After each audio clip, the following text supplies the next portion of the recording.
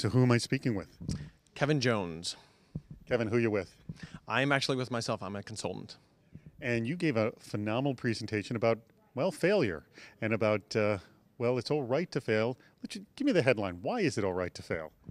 Because there are really three different types of failure. There's pandemic failure, which we don't do anything about, but we all experience and we just let go.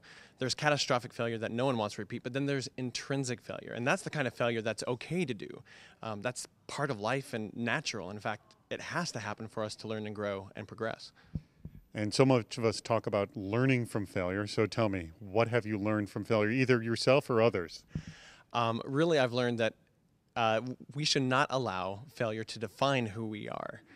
We should really embrace failure. Not that we go looking for it, but when we do fail, just say, hey, I made a mistake and move on. And then on the opposite side, when other people fail, we need to allow them to learn from their mistakes and say it's okay and pick up the pieces and move on. So give me some examples. At the very end of your presentation, you were rattling off all these different failure points. They seem like maxims that people have been following, but they actually are failure points. So give me a few of those.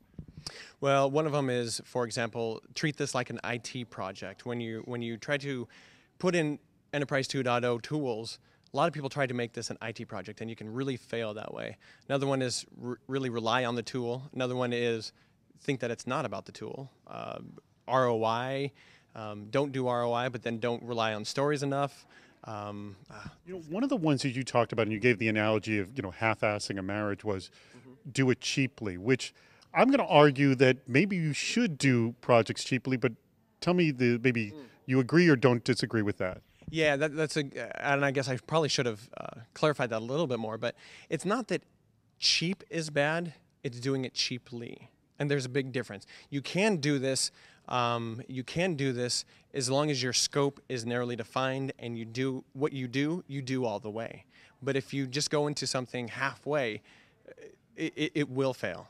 And so whatever you do, even if it's with a cheap tool and cheap resources, make sure your focus is focused that will allow that to succeed. One of the questions that I actually just saw Steve ask you was about, you ask organization leads, do you want to change the way you're doing things? Right. Do they immediately say yes, or do they kind of hem and haw with that answer? It's always hem and haw, big time. Yeah, I mean, and some people say absolutely we want to, but then the reality is they don't want to. When it comes to practicing that, they try not to change, and that's natural, but we have to help them to make the changes and feel a little uncomfortable and be willing, again, to fail. So how do you get them from hem and haw to I'm 100% on board? I really push them. I a lot of times will push them enough to where I get my hand slapped because they don't want to feel uncomfortable as they are. But once they try it after a couple times, they realize that it's not so bad and it is actually producing good results. All right, you got to give me an example. So what have you done to push and get your hand slapped? I once told the CEO, he sent out an email to all of his employees saying, hey, great job on this project, thanks everyone. And I said, what you did there was good, thanks for the email, but you shouldn't have done it. You should have done it in your blog because more people can actually go there and comment and say, yeah, everyone do a great job and chime in as well. I said, you lost a lot of the effectiveness. Well, that got him a little upset. And I can understand that. So he went and started blogging just to see if this blogging thing really did work.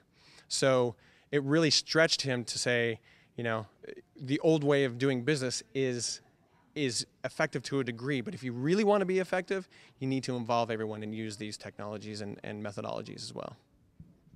What's the best way somebody can learn from their failure? I mean, like, okay, I failed, probably feeling pretty miserable. How do you go from failure to picking up the pieces and going to the next project? I think you have to separate yourself from it and not allow yourself to be defined by your failure. And once you do that, you can realize, all right, I have another chance. I can keep going. And it really helps to have people around you who can encourage you to keep going as well. Hey, you look at Steve Jobs, he had tons of failures himself. Yep, absolutely. He's a great example. And there are a ton of great examples. But if we don't fail, we're not going to succeed at the same time. Excellent. Kevin, thanks so much for your time. Thank you.